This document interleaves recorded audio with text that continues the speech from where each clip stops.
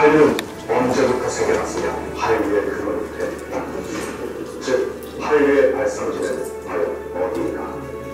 우리가 근원을 찾는 이유는 근원을 알아가는 새로운 시작을 열어갈 수 있기 때문에 이제 한류의 근원을 찾아 떠나보겠소.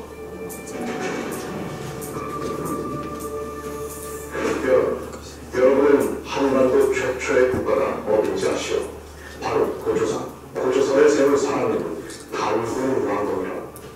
고대사를 다룬 역사서는 한반도의 고조선이 세워진 시기를 기원전 2300년 전으로 추정하고 있지. 하늘의 신 환희, 환희의 아들 환희는 열개 하늘천. 하늘의 문을 열고 태백산으로 내려와 널리 인간을 이롭게 한다는 홍익인간의 가르침으로 세상을 다스렸다. 그러니 10월 3일 개천절에는 우리 민족 최초의 국가인 고조선 건국을 기념하기 위해 정해진 역사가 깃든 국경의 것이지.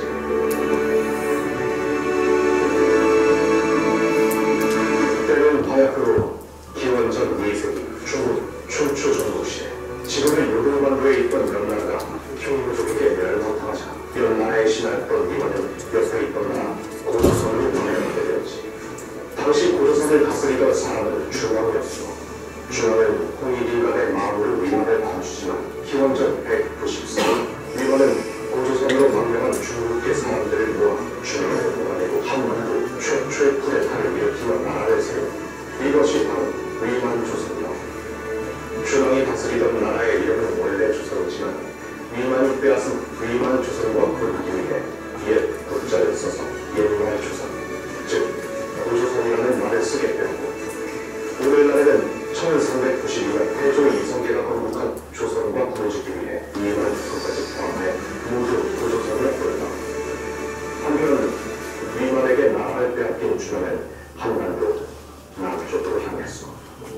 자신을 따르는 충성스러운 신하인 백성들과 함께 배를 타고 바닷길을 따라 당시 최신식 철기문화가 꽃피우고 있는 팜플레이스 한옥 땅 한지로 향했다. 금강하고 혹은 만경강으로 이어지는 어둠의집 중앙과 신하들이 탐패가 왔을 것이요. 단군부터 내려오던 고조선의 명맥이 새로운 땅으로 이어진 역사적인 순간이었겠지. 이곳에 다시 나라를 세우게 되니 나라의 이름은 한우, 이제 준왕은 한왕이 되었다. 여기서 잠깐 준왕이 위만에게 쫓겨 남쪽 백길로 내려와 한지라는 곳에서 스스로 한왕이라 칭하였다는 기록이 있는데 그렇다면 바로 이 한지, 즉 한이라 불리는 건 어딘지 아시오? 그곳은 바로 지금의 익산시 금만면 일대.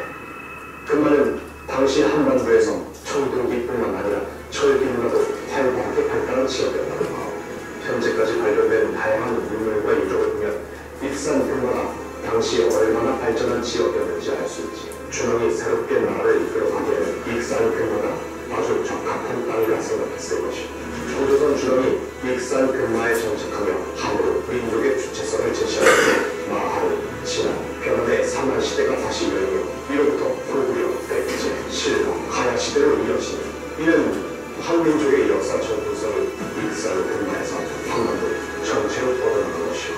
금마에서 시작된 한민족 역사는 백제, 구백제, 고려를 거쳐 조선시대까지도 이어졌지.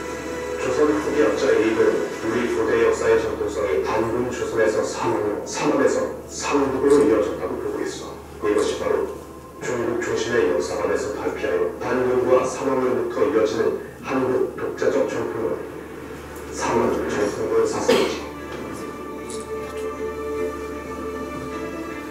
조선의 왕 고종은 황제 즉위식에 조선이란 국호를 대한으로 변경하여 대한제국을 선포하였어. 당시 승정한 얘기를 한번 살펴보겠어.